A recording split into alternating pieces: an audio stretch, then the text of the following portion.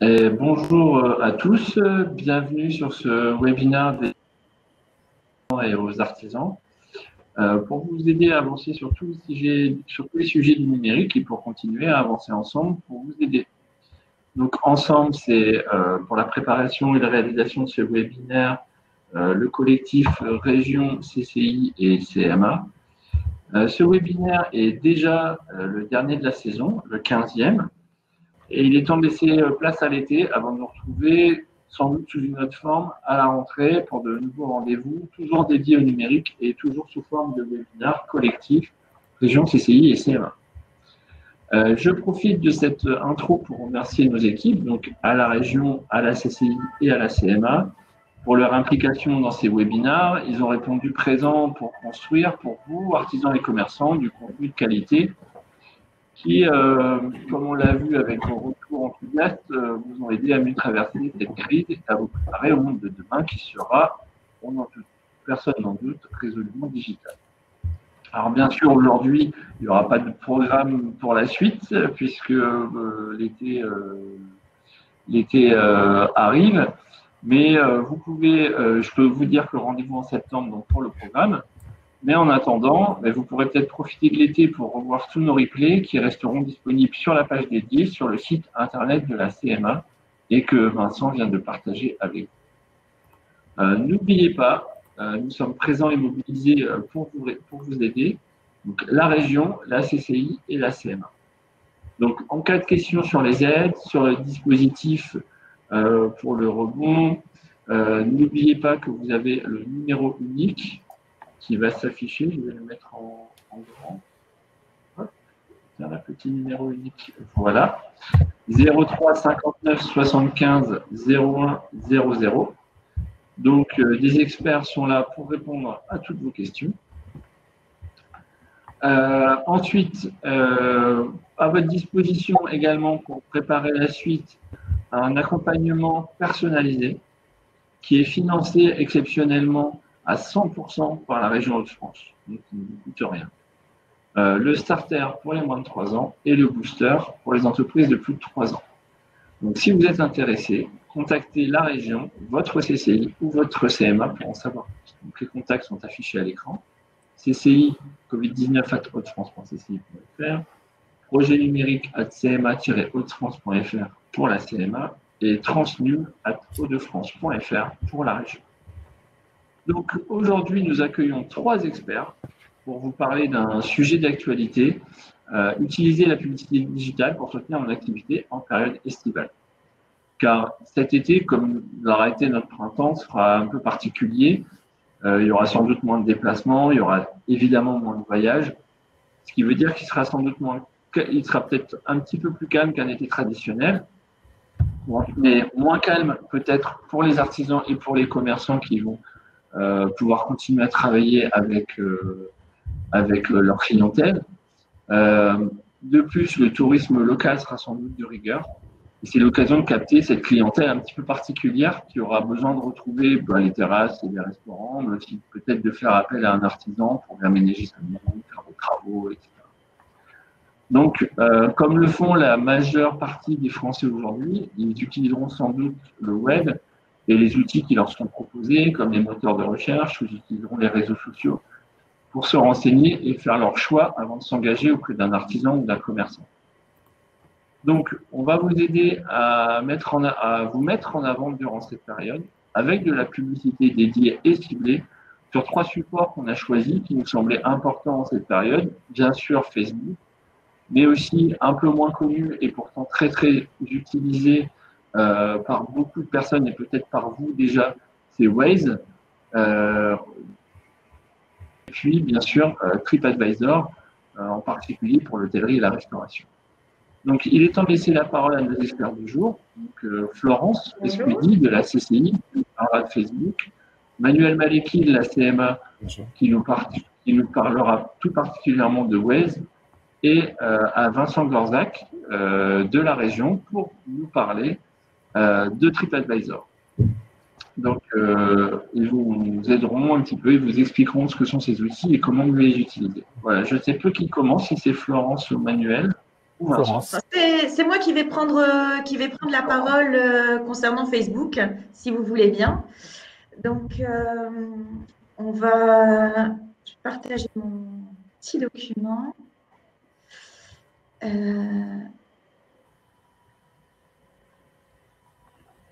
Voilà. Voilà. Donc,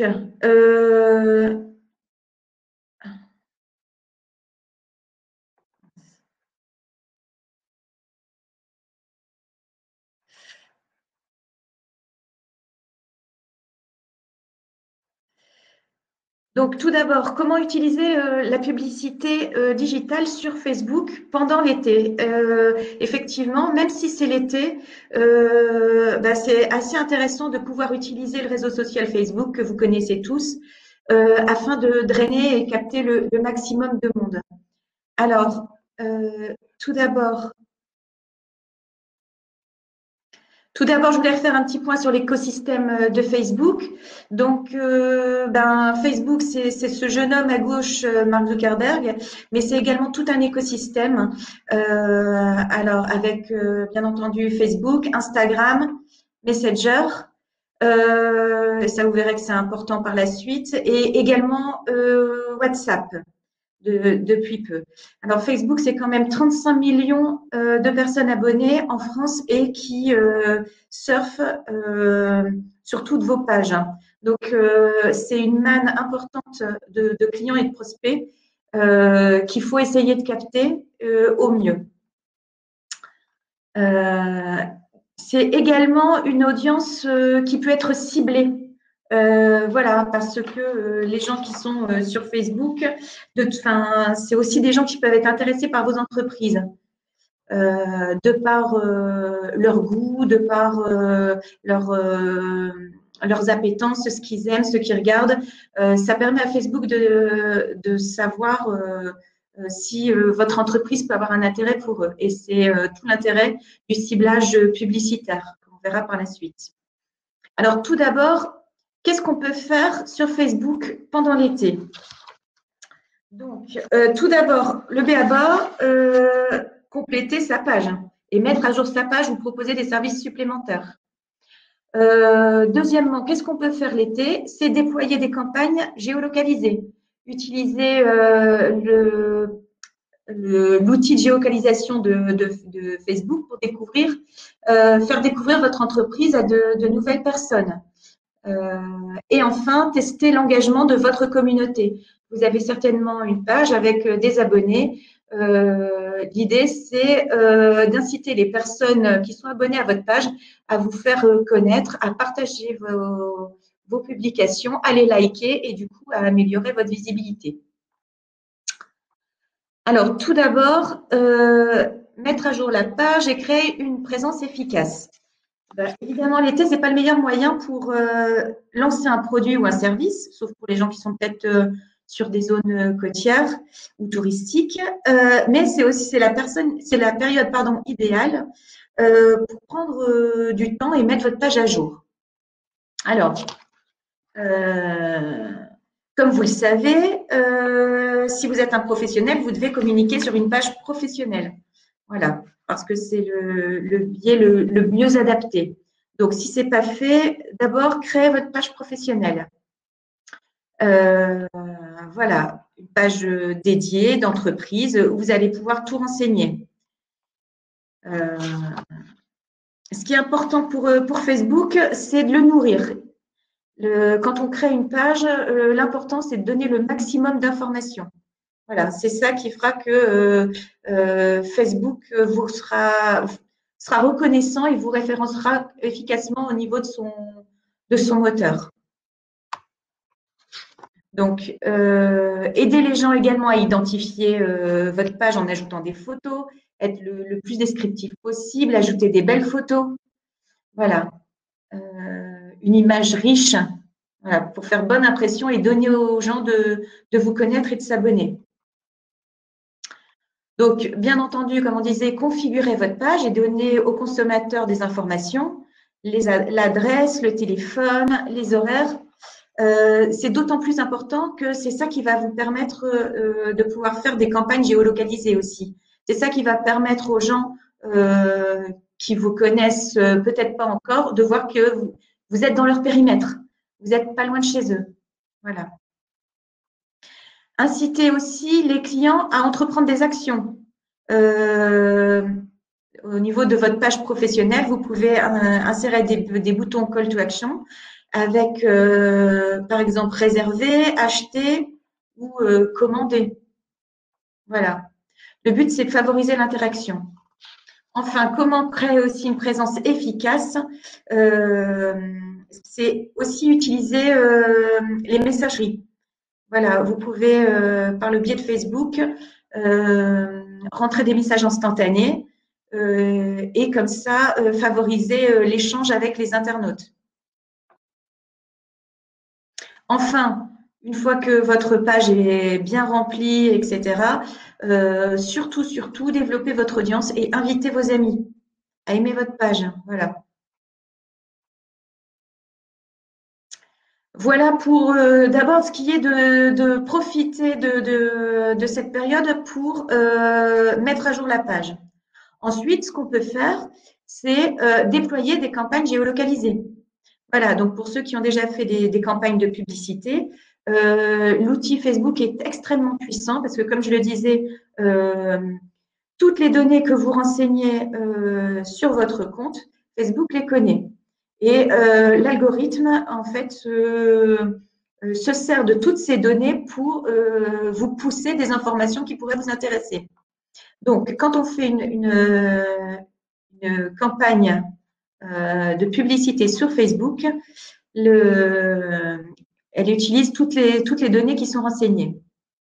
Ce que je voulais également vous dire par rapport à la géolocalisation, c'est bien évidemment que pendant les vacances, les internautes vont utiliser à 43% les mobiles pour surfer. Donc, effectivement, votre Facebook, il est accessible sur mobile et il doit être à jour. Et que 33% des gens vont se servir également de leur téléphone pour identifier les commerces de proximité. Voilà. Donc, d'où l'importance d'utiliser Facebook en termes de géolocalisation. Alors, là-dessus, en fait, on est sur l'interface qui permet de créer des publicités. Alors, tout d'abord, pour toucher des personnes qui connaissent votre entreprise, donc il suffit de cocher les personnes qui aiment votre page. Voilà. Ou alors, des personnes qui ne connaissent peut-être pas votre entreprise, mais qui aiment votre page et leurs amis. Voilà. Ça permet aussi de toucher des personnes qui pourraient être intéressées. Et alors là, on entre dans le ciblage, c'est-à-dire, comme je vous disais, par rapport au centre d'intérêt, voilà, vous pouvez choisir différents types d'intérêts et du coup, ça vous donne une taille de gens. Alors là, c'est énorme quand même puisque ça fait 1 milliard de personnes, mais qui peuvent être intéressés par le service que vous proposez ou par les produits que vous pouvez vendre. Donc, une fois que vous avez créé votre publicité, donc comme on disait, donc vous pouvez cibler, vous voyez par exemple ici, les personnes de 18 à 65 ans pendant un temps donné avec un budget. Et voilà comment ça apparaît ici. Vous voyez quelle tête, enfin, comment sera votre publication avec le petit bouton. Là, c'est j'aime la page, mais on pourrait très bien imaginer que ce soit acheter, réserver. Voilà. Le but, c'est d'inciter à répondre à l'objectif. L'objectif doit être fixé au départ, c'est-à-dire soit je veux faire venir des personnes dans mon magasin, soit je veux me faire connaître, soit je veux qu'ils aiment ma page. Voilà. Là, c'est comment la pub apparaît dans le fil d'actualité. Voilà pour ce qui est de la publicité. Ensuite, la troisième chose que vous pouvez faire pendant l'été, c'est de tester l'engagement de votre communauté. Vous avez des pages Facebook avec peut-être des abonnés, peut-être 200 abonnés, 300 abonnés. L'idée, c'est de voir si les personnes qui vous suivent vont continuer à vous suivre pendant l'été. Et comme ils ont un petit peu de temps, de voir aussi s'ils vont apprécier vos publications et surtout de les partager et de les faire connaître. Donc, pour ça, vous pouvez créer différentes sortes de publications, des textes, des vidéos, des publications photos. Voilà. Et toujours pour susciter l'engagement, vous voyez, quand vous créez la publicité, vous pouvez rentrer différents types de publications. Vous pouvez rédiger des articles, mettre un message, faire un sondage. Voilà, plein de choses qui peuvent susciter l'interaction, surtout. Et enfin, au niveau de vos créations de publications, surtout, soyez créatifs. Bon, comme ici, avec un simple smartphone, voilà, vous pouvez réaliser ce genre de visuels qui laissent pas indifférents et du coup susciter l'intérêt et la réaction et ainsi engager votre communauté sur votre page. Voilà, par exemple sur ce type de publication et de visuel. En conclusion, l'été, il ne faut pas croire que ce n'est pas le moment pour arrêter ces campagnes marketing, pas du tout, bien au contraire. Et le consommateur sera très connecté durant tout l'été sur la plage ou sur sa terrasse. Et c'est le moment au contraire de renforcer l'engagement auprès de votre image et auprès de votre entreprise. Voilà. Donc, pour atteindre cet objectif, l'important, c'est vraiment de délivrer le bon message à la bonne cible au bon moment et sur le bon support. Je vous remercie de votre attention et donc, du coup, je vais laisser la parole à mes acolytes pour vous faire découvrir un autre site qui est Waze. Voilà. Merci Florence. Donc la deuxième partie, donc nous allons évoquer Waze. Donc, je vais partager mon écran avec vous. Activer partage d'écran. Ok. Hop. Super. Donc, alors concernant Waze, donc d'une manière structurelle, nous allons voir ce qu'est Waze. Bon, j'imagine que les participants ici présents ont déjà installé l'application, en ont fait leur propre expérience. Donc, nous allons voir rapidement les origines de l'application, les raisons de son succès. Nous allons identifier quelques chiffres qui ont participé et qui participent encore au succès de Waze. Brièvement, l'usage du point de vue utilisateur pour ceux qui n'auraient pas encore découvert cette application. Ensuite, nous allons entrer dans le cœur du sujet, notamment avec Waze Ads. Donc, comment faire de la publicité sur Waze, quelles sont les options possibles, les formats d'annonces, ainsi que les forfaits. Et nous terminerons par la certification Waze. Donc, qu'est-ce que Waze? C'est avant tout une application de navigation GPS. Elle est téléchargeable gratuitement sur le Play Store ainsi que l'App Store, donc pour les utilisateurs Android ou les utilisateurs iPhone. Elle est basée sur le crowdsourcing. Donc, le crowdsourcing, c'est quoi? Crowd comme la foule, sourcing comme approvisionnement. C'est donc l'ensemble des données de navigation et des interactions des utilisateurs qui vont utiliser cette application, qui vont remonter dans la base de données de Waze dans le but d'être analysées, compilées, puis interprétées. En quelque sorte, c'est vous qui sous-traitez pour Waze. Donc, ses origines. Elle a été fondée en 2008 par Heywood Chapkay. Il a développé cette API pour résoudre le problème des informations peu utiles et obsolètes des cartes statiques de systèmes de navigation traditionnels. Son idée a été de développer un système de navigation plus intelligent et plus adaptable, qui propose des itinéraires en fonction des conditions en temps réel. Donc Waze aujourd'hui, c'est 30 000 éditeurs de cartes du monde entier qui contribuent à améliorer cette application, ce qui est énorme. Tous les mois, l'application reçoit plus de 50 millions de rapports issus de différentes sources, INSEE, Michelin, je ne vais pas tous les citer, sur les conditions de circulation et l'état des routes. Donc proposer l'itinéraire le plus rapide et le plus précis à chaque utilisateur grâce à l'analyse des données. Pardonnez-moi, j'essaie d'aller vite. Donc je le rappelle, c'est une application qui est gratuite. Et on peut parler du marketing de la destination. Donc, elle transforme votre établissement, votre entreprise, votre société en point de contact, donc en lieu de destination. En quelques chiffres, c'est plus de 110 millions de conducteurs dans plus de 185 pays.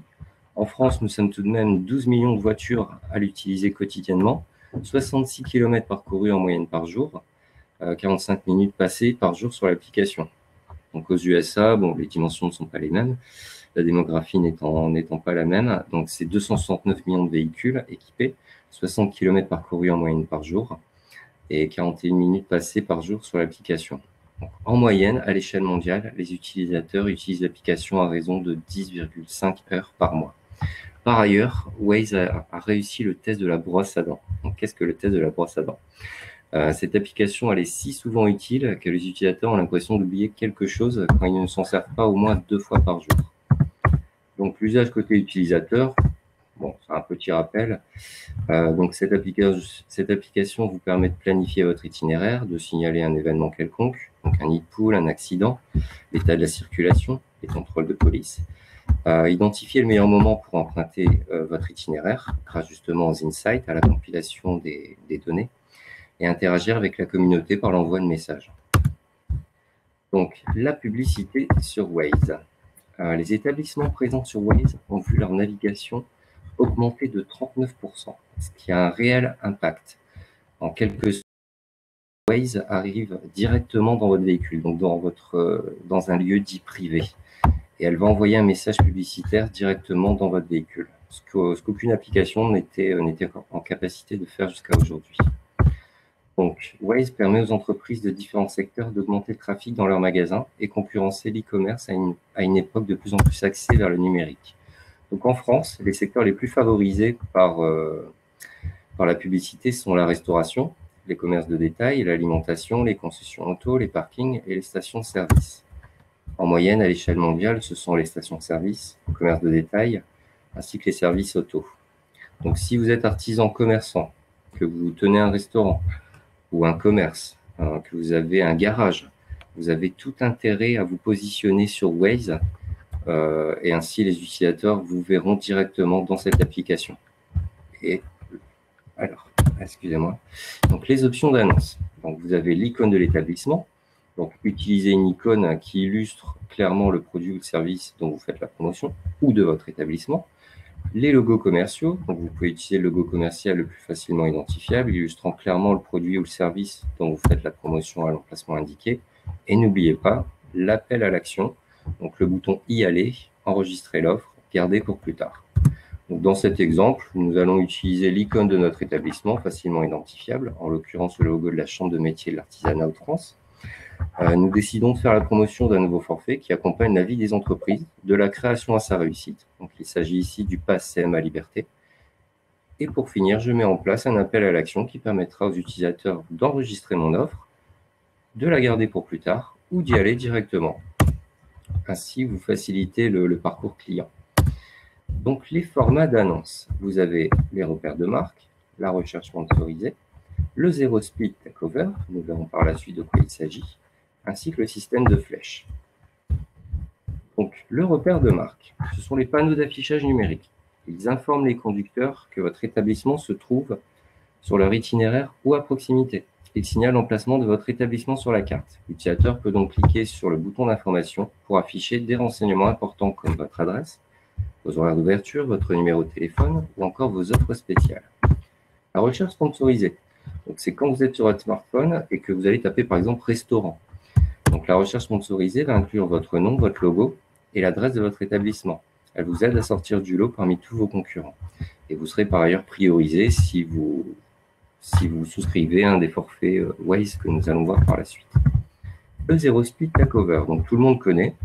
Pour ceux qui ont la chance d'avoir cette application sur leur téléphone et qui l'utilisent d'une manière quotidienne, souvenez-vous quand vous vous arrêtez à un feu rouge, vous avez une publicité locale ou un établissement local qui apparaît avec son offre. Donc, c'est ce qu'on appelle le Zero Speed Takeover. Puis, le système de flèches. Elles ont un rôle de panneau indicateur bien positionné qui s'affiche à l'ouverture de l'application Waze et indique aux utilisateurs que votre établissement est situé à proximité. En cliquant dessus, Waze va rediriger l'utilisateur vers le repère de marque le plus proche, donner des informations telles que le logo, les icônes, les annonces, et lui permettre de sauvegarder l'offre ou de naviguer vers cette destination. Donc, pour ce, il y a différents forfaits. Donc, Waze ont développé 3 typologies de forfaits, qui sont la formule starter, adaptée aux entreprises qui comptent jusqu'à 10 établissements. Vous transformez ainsi votre établissement en destination grâce à des formats d'annonces et la recherche sponsorisée qui est incluse dans ce forfait. En forfait médium, dirons-nous, vous avez la formule plus. Elle est adaptée aux entreprises qui comptent plus de 10 établissements. Elle intègre en plus de la formule précédente, donc le Zero Speed Takeover, et un outil statistique pour analyser et renforcer l'impact de vos publicités. Puis la formule VIP, donc c'est la formule Ways for Brands. Vous avez une assistance dédiée, un interlocuteur unique, plusieurs templates, donc plusieurs formats d'annonces qui vous sont disponibles pour vous différencier de la concurrence.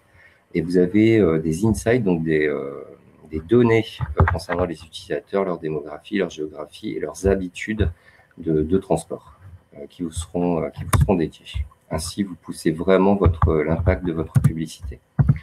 Et donc, vous avez à ces différents forfaits, vous avez différents positionnements prix. Par contre, on voit un petit peu mal. Bon, ce n'est pas grave. Donc, pour la starter, comptez environ 2 $ par jour, donc soit 1,8 € par jour. Pour la formule plus, c'est 150 € par jour. Et pour la Ways for Brands, c'est 892 € par jour. Oui, on dirait que c'est énorme, mais cette tarification se fait au coût par 1000. Donc, si 1000 utilisateurs ont cliqué sur votre panonceau, la facturation va se déclencher à ce moment. Donc, Ways ont également développé des certifications. Donc, vous avez le premier niveau de certification qui est le certifié.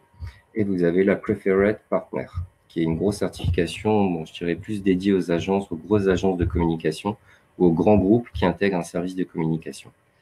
Sachez que si vous manquez de temps ou vous préférez déléguer, l'ensemble des conseillers numériques présents à la Chambre de métier ainsi qu'à la CCI sont en majeure partie certifiés Ways et peuvent vous accompagner à la réussite de votre campagne publicitaire sur cette application. J'espère ne pas avoir été trop rapide. Donc, voici mon nom, mon statut, et ce serait un plaisir de vous accompagner à la réussite de votre positionnement sur cette application, parce que je suis également certifié Ways. Je vous remercie. Alors, je vais donner la parole à Vincent. Merci Manuel pour cet exposé sur Ways, c'était parfait. Maintenant, on va passer à TripAdvisor. Alors TripAdvisor, tout le monde je pense connaît. Lors de cette présentation, nous ferons un petit tour d'horizon sur cette plateforme avec les incontournables à connaître, des astuces et surtout des conseils pour bien répertorier votre établissement afin qu'il arrive en haut de classement selon votre point de localisation ou votre activité. Alors, un petit historique, créé en 2000, TripAdvisor, c'est une plateforme numérique qui rassemble des avis de consommateurs sur principalement des hôtels, restaurants et lieux de loisirs. Alors, il y a une particularité, c'est son indice de popularité. C'est un classement qui impacte directement la visibilité et l'attractivité des établissements référencés. Plus votre établissement se rapproche de la première place, plus vous êtes susceptible d'apparaître dans les recherches des internautes sur le site et d'attirer forcément des clients. Alors, quelques chiffres au passage, comme je vous l'ai dit, c'est un incontournable. Vous voyez les millions de membres actifs, les avis partagés, le nombre de membres sur Facebook et d'Instagram. Alors, comment répertorier son établissement? J'entends bien souvent des restaurateurs ou des hôteliers me dire « Oui, je suis sur TripAdvisor ». En effet, ils sont bien référencés. La fiche de leur établissement existe. En revanche, lorsque je leur demande s'ils ont la possibilité de répondre aux avis, de changer les photos, les heures d'ouverture, beaucoup me disent que non. Il y a donc une différence entre le référencement de son entreprise et son appropriation sur la plateforme. Il faut savoir qu'un utilisateur de TripAdvisor peut écrire un avis et déclencher la création d'une page. Alors, pour revendiquer ou créer son établissement, rien de plus simple, il suffit d'aller sur cette page. Vous faites le www.tripadvisor.fr/honors, qui est partagé par Christophe, merci, dans le call to action, et vous arrivez sur cette page. Alors, vous saisissez le nom de votre établissement dans le champ. S'il apparaît dans la liste déroulante de résultats, c'est qu'un voyageur a déjà demandé la création de la page. Sélectionnez votre établissement dans la liste, puis cliquez sur le bouton « Prenez le contrôle » pour confirmer votre affiliation. Si votre établissement est déjà répertorié sur TripAdvisor, vous devez prendre le contrôle de cette page au lieu d'en créer une, puisque TripAdvisor n'autorise qu'une seule page établissement. Si votre établissement n'est pas encore répertorié sur TripAdvisor, il n'y a aucun résultat correspondant dans la liste déroulante. Dans ce cas, vous cliquerez sur le lien « Demandez votre page » sous le champ de recherche. Vous serez directement redirigé sur une page où vous pourrez demander la création d'une page pour votre établissement. Alors, dans un premier temps, vous devez indiquer plusieurs types d'informations sur votre établissement. Les équipes de TripAdvisor en ont besoin pour s'assurer forcément qu'il répond bien à ces critères de référencement et pour établir la catégorie qui lui correspond au mieux sur le site. La rubrique informations vous concernant permet de confirmer votre relation avec l'établissement. Vous indiquez votre nom, le lien que vous entretenez avec l'établissement et votre adresse email. Ensuite, vous devez indiquer des informations telles que le nom officiel et l'adresse de votre établissement. Après avoir saisi l'adresse, placez le marqueur au bon endroit sur la carte pour une bonne géolocalisation, puis vous ajoutez une description, une belle photo qui vous met en valeur et donne envie à vos futurs nouveaux clients. Lorsque cela sera validé par TripAdvisor, vous serez redirigé sur cette page. Donc là, vous êtes sur la page de l'espace propriétaire. À partir de là, vous avez la possibilité de gérer et d'alimenter votre page. 3 choses essentielles à faire. Mettre une belle photo, mettant en avant votre établissement, c'est celle qui apparaîtra en premier sur votre fiche lorsque quelqu'un vous recherche, et vérifier aussi vos coordonnées, l'adresse, le numéro de téléphone, aussi un mail et un site internet si vous avez.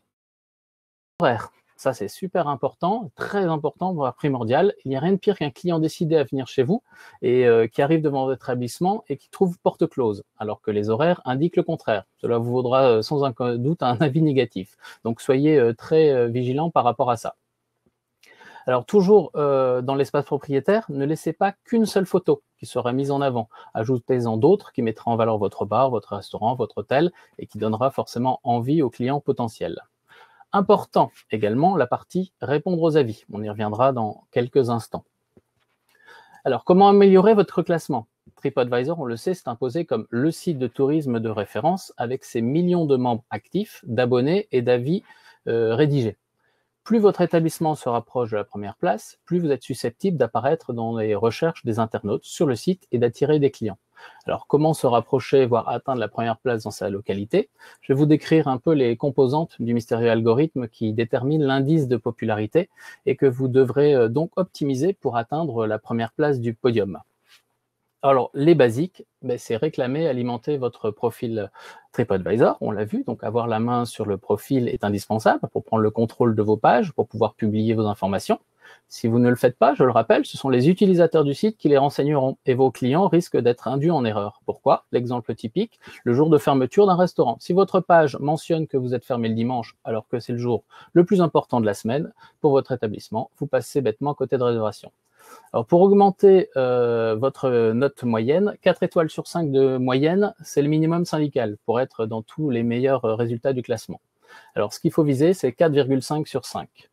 Cette demi-étoile supplémentaire est ce qui fera la différence entre vous et un autre établissement. Alors, comment améliorer votre note moyenne? Cela passe aussi par la collecte d'avis. Alors, pour collecter les avis, le nombre d'avis est également un facteur important dans l'algorithme de TripAdvisor. Pour augmenter le nombre d'avis, le meilleur moyen reste de demander à vos clients de rédiger un commentaire sur TripAdvisor. Vous pouvez aussi demander, il faut obtenir des avis régulièrement. Un avis publié il y a 1 an ou avant le changement du propriétaire, s'il y a, risque de ne pas refléter la situation actuelle et présente donc moins d'intérêt pour les internautes qu'un commentaire posté il y a quelques jours. Il faut encourager aussi les avis détaillés. Les internautes recherchent des avis qui leur permettront de se faire une meilleure idée de votre établissement. Plus il y a de contenu original publié sur votre page, plus celle-ci a de la valeur aux yeux de TripAdvisor. Donc les mots-clés ont aussi leur importance.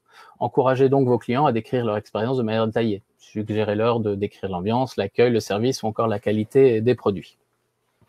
6. Répondre aux avis. Alors, comme les avis eux-mêmes, les réponses des propriétaires sont du contenu original dont TripAdvisor est friand.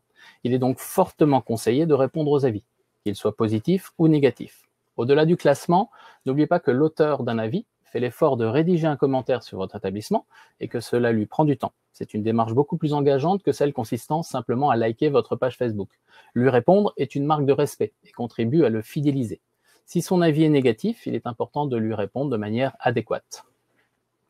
On le sait, 90% des dépositaires d'avis attendent une réponse. Un avis critique peut nuire à la réputation d'une enseigne. Rien de pire que de ne pas répondre à un avis négatif. C'est le signe que les internautes, que vous êtes indifférents à la critique et que vous ne vous souciez pas de l'opinion de vos clients. Et n'oubliez pas que l'auteur de l'avis négatif a passé du temps à rédiger son commentaire et qu'il attend de vous que vous preniez en compte ses remarques. Il est donc indispensable de répondre à tous les avis négatifs. Alors, vos clients sont connectés, en particulier, comme je le disais, ceux qui laissent des avis sur Internet. Ils peuvent donc savoir instantanément que vous leur avez répondu. N'attendez pas plus de 48 heures pour répondre à un avis négatif. Pour autant, ne répondez pas non plus à chaud, sous le coup de l'émotion. Vous risqueriez d'écrire des choses que vous regretteriez par la suite et qui ne feront qu'envenimer la situation. Alors, un conseil, pas vous respirer un grand coup. Et puis, non, ce n'est pas, vous vous dites, non, ce n'est pas un client de mauvaise foi, ce n'est pas juste un râleur. Son avis est une chance pour vous, peut-être, de savoir ce que peut-être d'autres clients ont pensé, sans prendre la peine de le dire sur Internet. N'oubliez jamais qu'en répondant à un avis, en réalité, vous ne vous adressez pas à la personne qui l'a posté, mais à l'ensemble des internautes qui consultent le profil de votre établissement. Alors, des petits conseils, forcément, pour répondre aux avis, être professionnel, c'est vraiment traiter tous les clients avec respect et prendre en compte toutes les remarques. Donc, soyez poli et courtois, on remercie l'auteur de l'avis, on lui présente ses excuses au cas où, je ne sais pas si vous lui expliquez, vous lui démontrez que le service était un peu trop long, ça peut arriver, vous aviez, au lieu d'avoir 4 serveurs, vous n'aviez que 2, vous lui expliquez que ce jour-là, 2 serveurs étaient indisponibles, que ça arrive, vous montrez que vous avez apporté des solutions, dites que vous seriez heureux de le revoir dans votre établissement, ça lui montrera que les changements ont été effectués. Signez votre réponse, puisque en tant que gérant ou manager du commerce, c'est à vous de répondre aux réclamations des clients. Bien sûr, soignez la syntaxe et l'orthographe. Alors, il y a des raisons qui permettent de faire supprimer un avis. La chose primordiale à savoir dans votre tentative de suppression d'avis est qu'il est indispensable d'utiliser les procédures TripAdvisor. Utilisez les outils de signalement disponibles dans l'espace propriétaire. Utilisez les bonnes fonctions comme signaler un avis litigieux. Je pense aussi qu'il est préférable de répondre à un avis, de rétablir la vérité, de montrer tout ce que l'établissement a fait pour résoudre le problème, plutôt que de chercher à tout prix à le faire supprimer. Un avis négatif agrémenté d'une bonne réponse de la direction a beaucoup plus d'influence sur l'audience qu'un simple avis positif. Mais il influence négativement le classement. Et beaucoup d'exploitants raisonnent uniquement sur le classement. Alors, pour supprimer un avis de l'initiative du rédacteur, vous pouvez le contacter en message privé. C'est déjà arrivé aussi que quelqu'un mette une mauvaise note parce que dans un hôtel, au petit déjeuner, il n'y avait plus d'œufs brouillés. Bon, c'est un peu dur et c'est un peu excessif comme raison et comme commentaire, donc demandez-lui directement. La diffamation, bien sûr, l'insulte, placée au mauvais endroit. Ça peut arriver que vous ayez le même nom qu'un autre établissement et donc la personne se trompe, elle l'a pas bien géolocalisé et puis sur le coup de la colère ou bien ils se sont trompés d'endroit.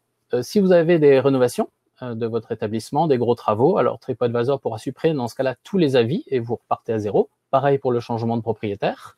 La mauvaise rédaction, c'est-à-dire que c'est trop court, mal dirigé, rédigé ou bien qu'il y a beaucoup de fautes.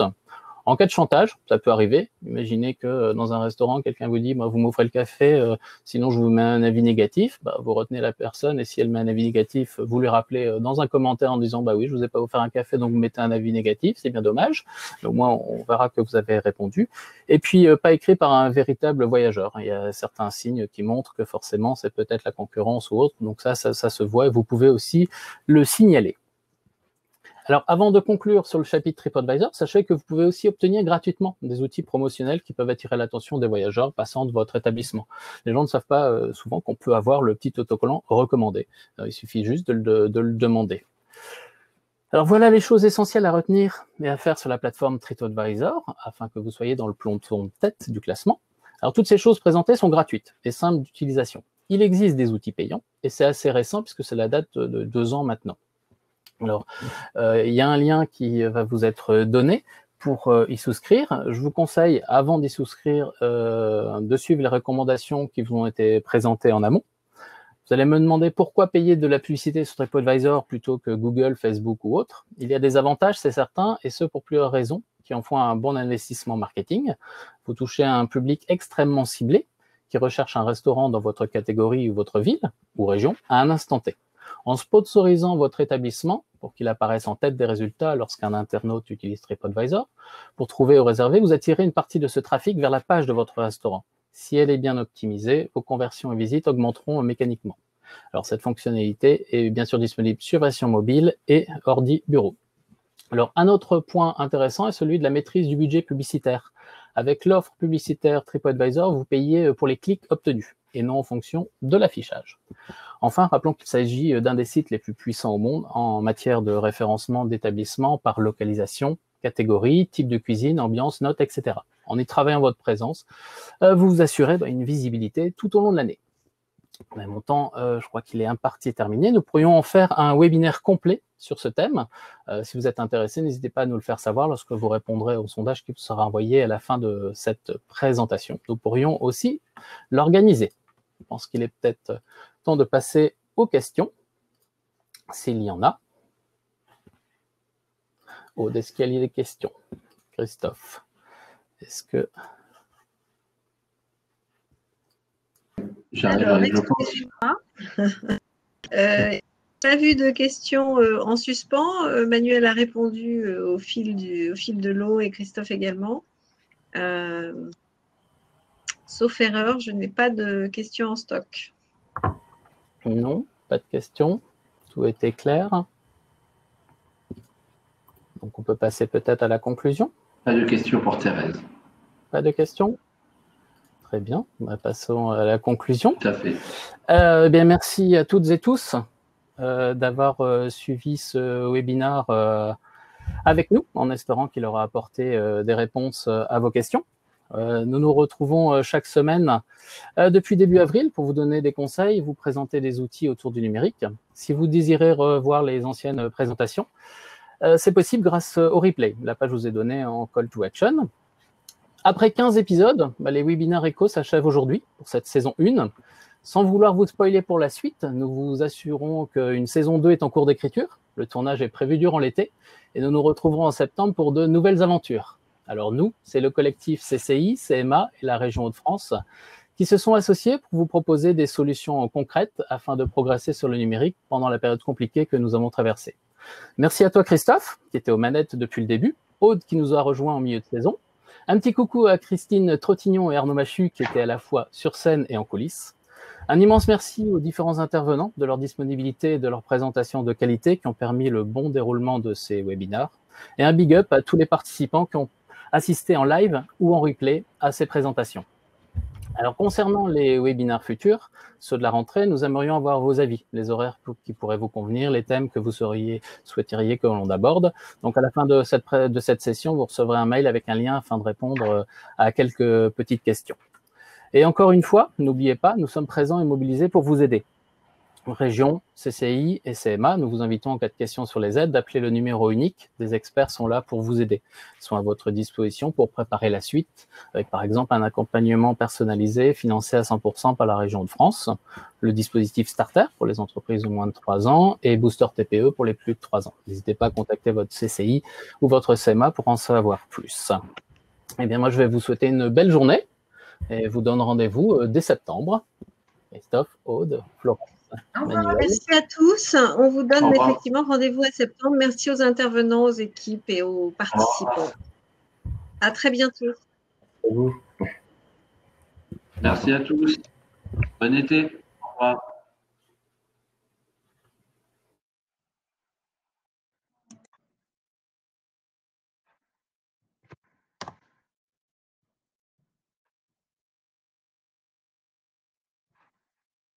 Bon, ça a été? Ah oui, oui, ça va. C'est un exercice que j'aime pas trop, en fait. Je le fais, mais j'aime pas trop ce genre d'exercice, en fait.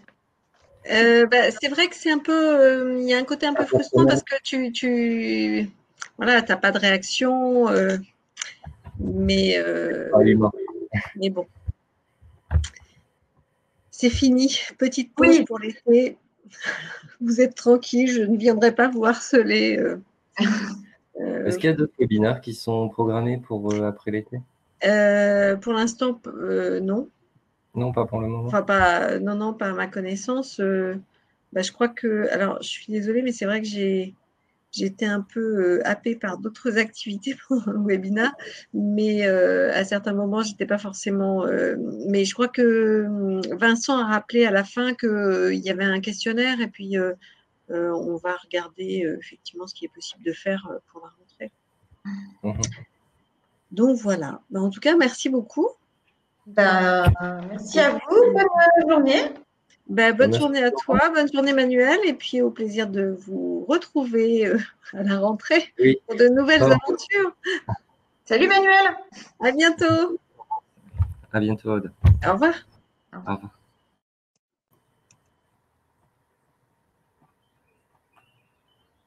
Comment on fait pour quitter?